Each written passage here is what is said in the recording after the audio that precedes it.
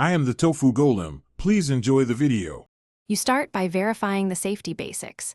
Car must be in park, all doors and hood closed, and the parking brake off. Once done, make sure the key fob battery is strong and the vehicle's remote start setting is enabled in the infotainment or dealer setup. You do this because the system will refuse to run with safety faults or a low battery.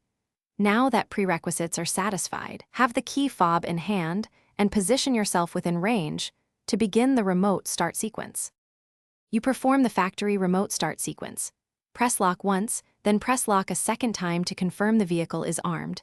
This primes the system. Immediately after the second lock, press and hold the remote start button, usually a circular arrow or X remote start, for about 3 seconds until the lights flash or the engine turns over.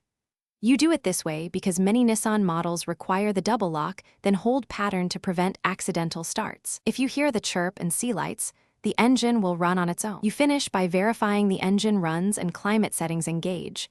The car will stay running for the preset duration. To cancel remote start, press the remote start or trunk button once, or enter the vehicle with the key and turn the ignition.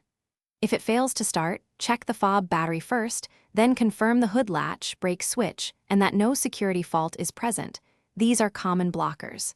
If problems persist, make sure remote start is enabled in settings, or consult a dealer for a diagnostic scan. Thanks for watching. Consider subscribing if we helped you today.